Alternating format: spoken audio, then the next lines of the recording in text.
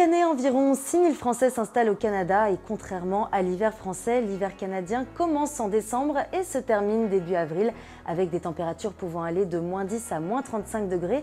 On comprend l'appréhension de certains arrivants. La preuve en est avec Thomas Courcoul. Alors oui, ce que je peux dire évidemment, c'est que, en tout cas pour un Marseillais, j'appréhendais un petit peu d'arriver ici avec les hivers et l'image qu'on s'en fait. Mais alors comment s'habitue-t-on à l'hiver canadien? Comment en tirer profit et comment se vêtir afin de braver le froid?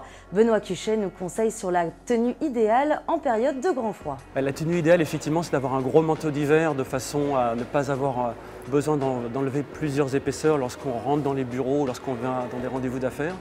Ce qui est important aussi, c'est d'avoir des surchaussures.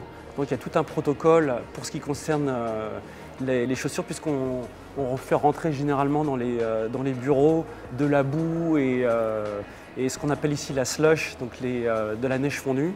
Donc les gens ont généralement des surchaussures qu'ils laissent à l'entrée. En québécois, on appelle ça des claques. On laisse les claques à l'entrée des bureaux. La vie quotidienne des Canadiens n'est nullement perturbée par le froid. Au contraire, c'est l'occasion pour eux de faire plein d'activités hivernales. Je me suis rendu compte que l'hiver, c'est surtout l'occasion de faire beaucoup de sorties, d'exercices. Dans toute la région de Montréal, il y a diverses activités. Au moins d'1 heure ici, on peut faire des promenades en raquettes, on peut aller faire du patin à glace en extérieur, du ski, etc.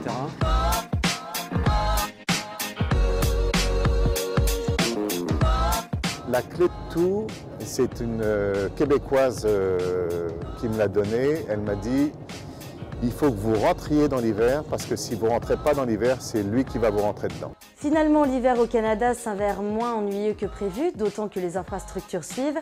Si 10 cm de neige peuvent bloquer une ville comme Paris, le Canada, lui, est paré à toute intempérie. L'un des avantages d'être ici, dans un pays qui a l'habitude des hivers, c'est que tout est bien équipé. Dès qu'il y a une tempête de neige, les chasse-neige sortent, les routes sont rarement bloquées. Depuis 3 ans, ici au Québec, pour ce qui me concerne, j'ai jamais été bloqué. J'ai toujours réussi à aller avoir des activités normales, même des journées de tempête de neige. On retrouve par exemple à Montréal un souterrain d'une 40aine de kilomètres.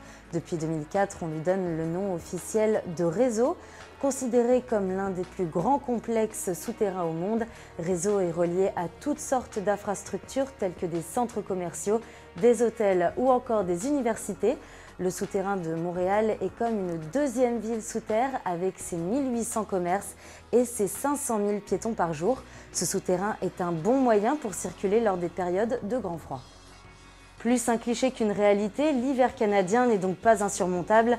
Le Canada nous offre une multitude d'activités durant l'hiver ainsi qu'une bonne gestion des infrastructures.